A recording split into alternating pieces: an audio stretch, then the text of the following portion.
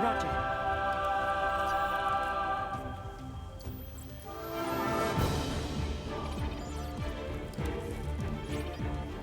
Director, the conduit's authorization has failed. How come? We're locked out by Professor Klaus. We can't secure access from our side. What did you say?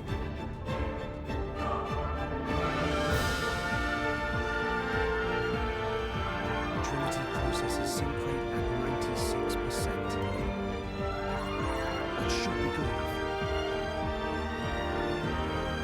Let's begin the experiment.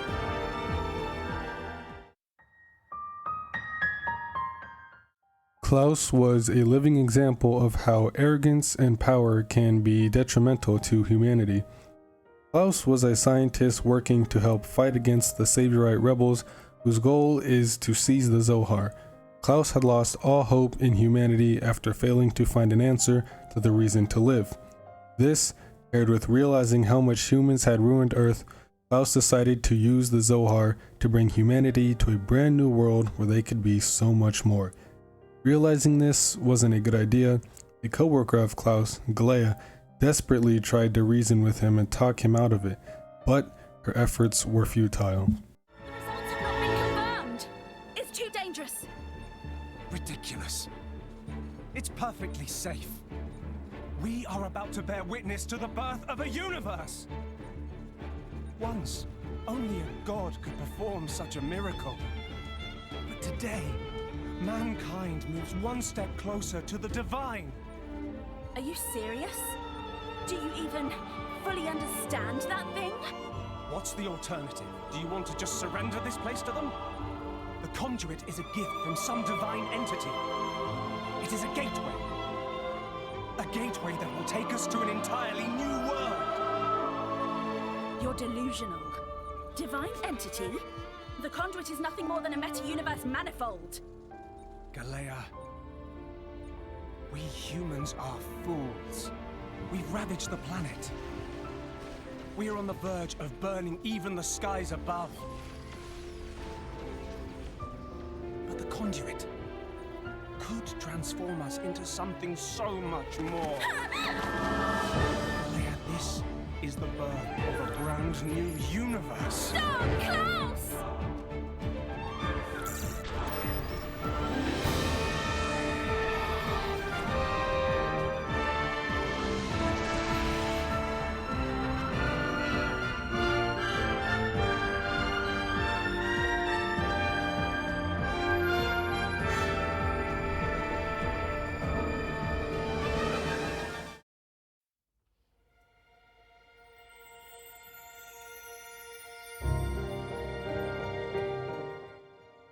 Upon using the Zohar's power, countless pocket dimensions were created.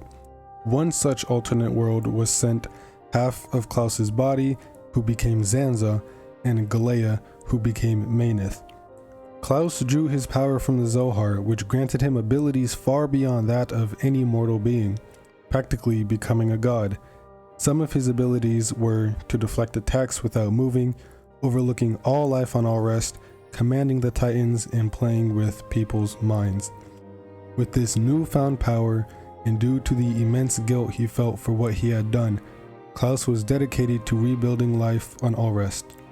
The first thing he did was create the Cloud Sea out of a special particulate substance that could restore damaged matter.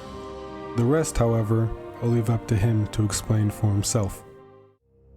I swore to restore this world. The first thing I created was a special particulate substance with the ability to restore deteriorated matter. You all know it as the Cloud Sea.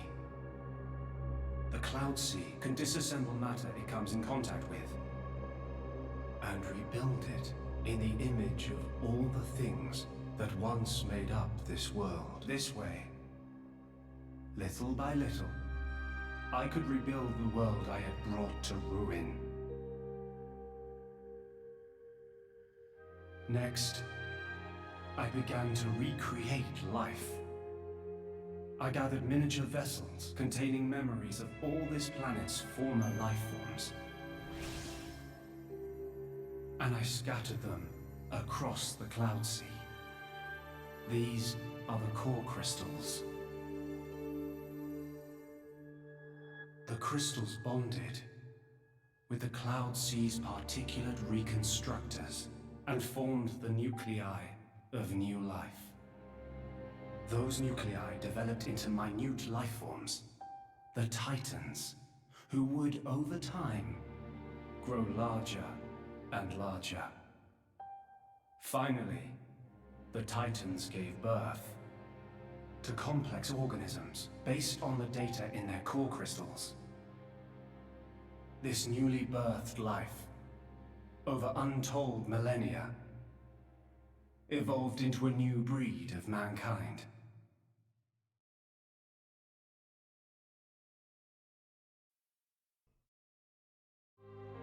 Upon the defeat of Zanza, Klaus and the Zohar began to fade away. With his last bit of power, Klaus uncovered the Cloud Sea and instructed the Titans to all join together in a giant landmass as a parting gift for the brand new humanity he had created.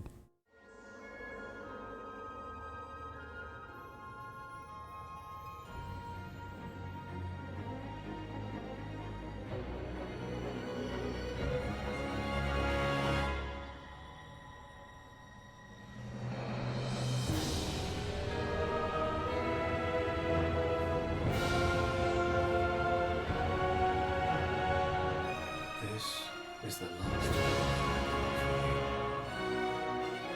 rest is up to you, my children.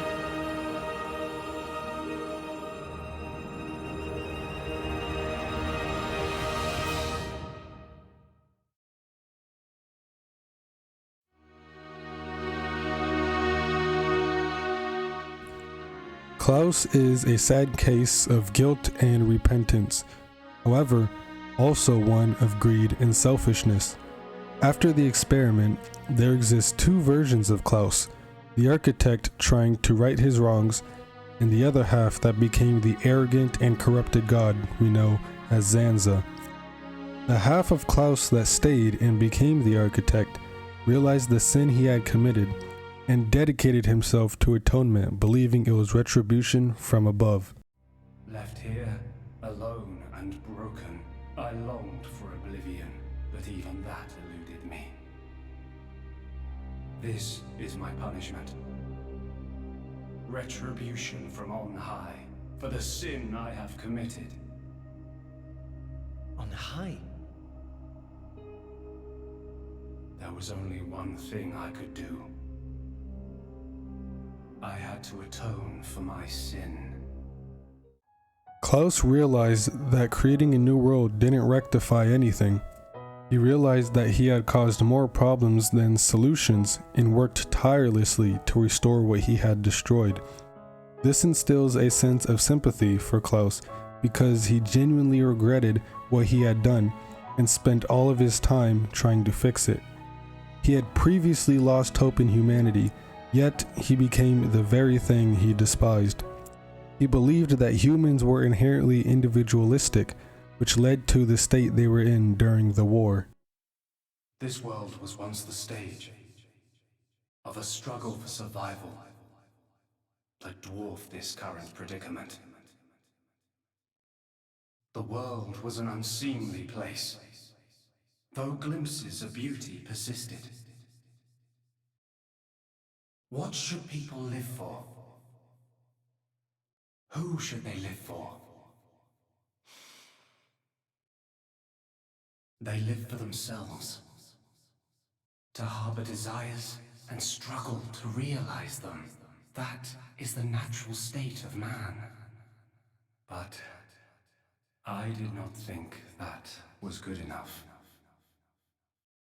I lost hope for mankind. While the architect was remorseful, his opposite half was just that, the opposite. The half of Klaus's body that became Zanza retained the selfish greed Klaus once had. Zanza believed that he had created the world and was the sole heir to it, as opposed to Mainith, who loved and lived alongside her people. Zanza saw his as food and fuel for himself. So this is the arrogance of a creator. As I planned, the life of Bionis existed simply to serve as my vessels and my food. Bionis is nothing more than an accumulation of their corpses and life energy. Zanza believed there was only room for one god in the world. He was so full of arrogance that he declared the world belonged to him, and he would be the only ruler, so he resorted to killing off Mayneth. Something wrong? Is this the height of your skill? You call yourself a god? And you talk of sharing this world with me?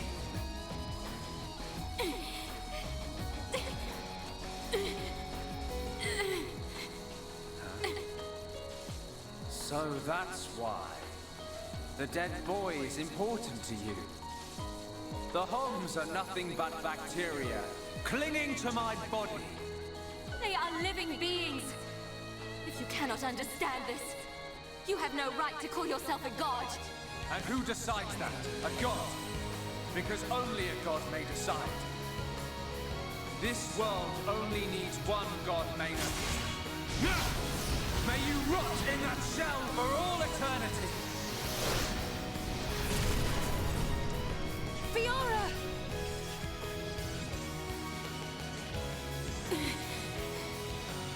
Face me like a god!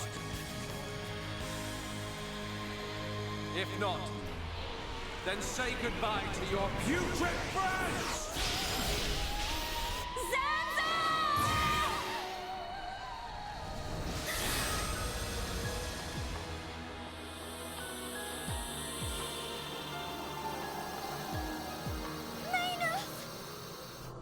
Such a fool. This is what I wish. This world belongs to you all. Create a world with no need for gods.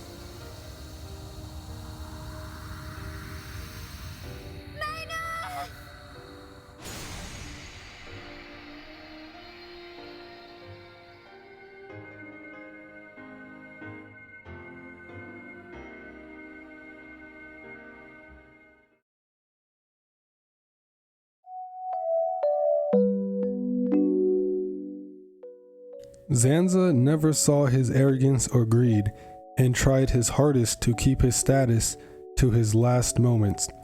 He believed he had made a mistake giving his creations free will, as they eventually challenged him and ultimately defeated him. How unfortunate.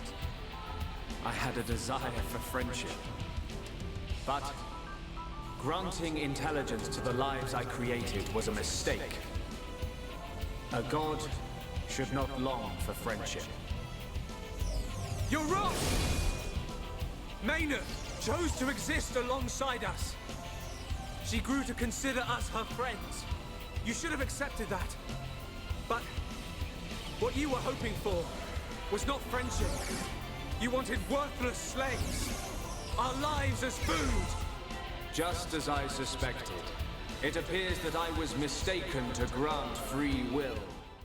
Shulk, it is time for you to choose. Does this world belong to Zanza, or does it belong to you? That is something I decided long ago!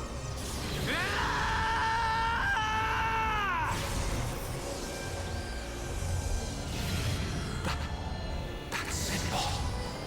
Today, we use our power to fell a god, and then seize our destiny!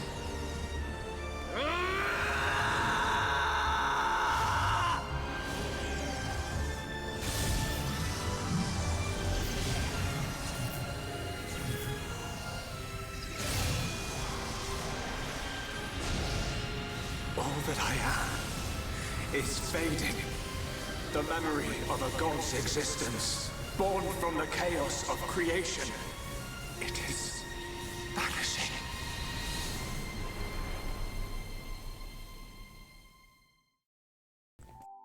This is a stark contrast to the architect.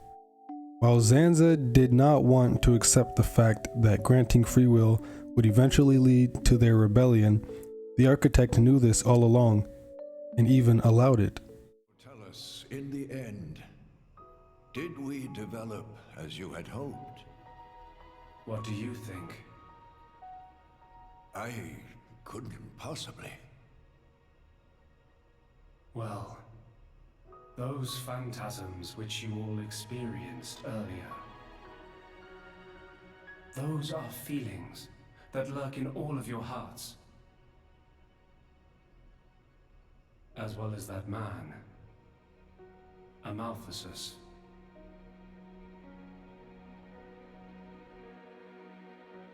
When a person loses something, they cannot help but seek a reason why.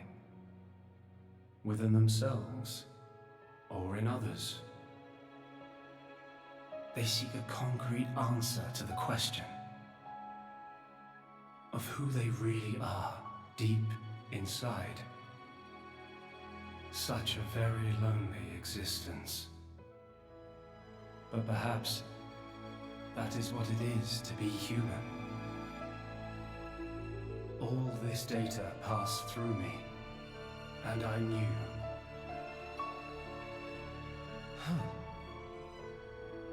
All of you. You were not in any way different from us before. That's why I did not intervene. 500 years ago, when the man finally arrived here, I did nothing when he took away Logos and Pneuma. I stood and watched as Logos, instantiated into blade form, set out to purge the world. You don't make sense. Didn't you go to all that trouble to rebuild it? Then why would you... It is fate. Fate? It is fated to happen. It cannot but happen.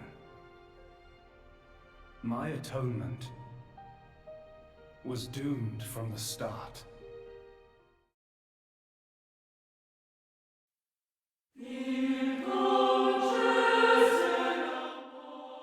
Zanza and the architect can be seen as yin and yang, both being opposites, yet the exact same. They're opposites in that Zanza was selfish and greedy, while the architect was remorseful and willing to repent. On the other side, they are the same person. The feelings and ideologies that Zanza had came from Klaus before the experiment. And actually, yin and yang is an important theme in the Xenoblade series.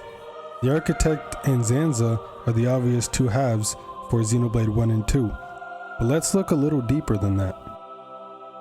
Shulk and Egil could be the yin and yang for Xenoblade 1. They're from opposite sides, but share the same sentiment. They both want to completely destroy the other side due to the loss of their loved ones. But after some consideration, they eventually meet and come to an agreement and form a truce. For Xenoblade 2, the one that makes the most sense is Logos and Pneuma. They're both Aegis cores that were awakened by drivers, Malos being influenced by Amaltheus and had the goal of destroying the architect and the world he had created, while Pneuma was influenced by Rex to prevent Malos from achieving those very goals. By extension, you could say Amaltheus and Rex are the yin and yang to each other. Amaltheus was set on gaining power to destroy the world due to his grief, while Rex was set on improving the world for everyone to live in peace. They both lost their parents at a young age, but took vastly different paths of letting that shape who they were. The yin and yang of Xenoblade X is a tough one, but I believe it could be the humans and Ganglion. They share a common ancestor in the Samarians. Humans are descended from Samarians, while Ganglion are the creations of Samarians. The Ganglion wish to destroy humans in fear of humans destroying them. Humans solely wish to coexist peacefully with all life on Mira. In Xenoblade 3, the yin and yang could quite literally represent Kevus and Agnes, with the colors matching as well as the two nations being opposite of each other in many aspects. However, I believe Ouroboros and Mobius better thematically fit.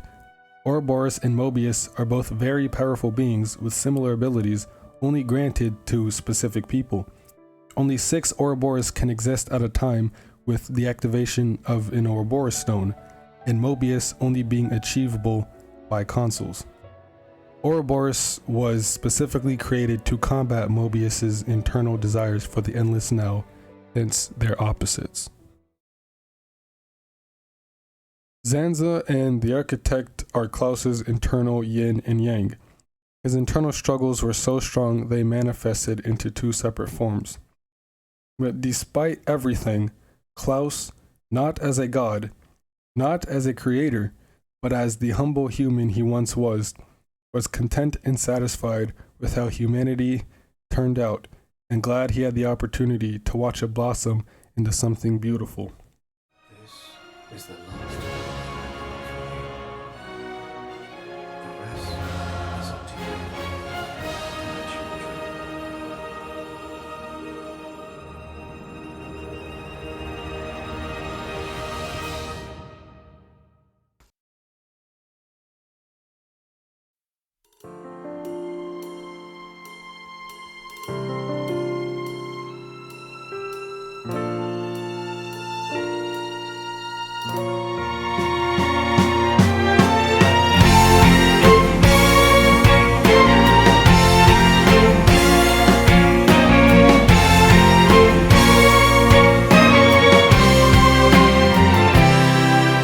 Among the mist, I see a stretching path reaches out so far beyond what I can see.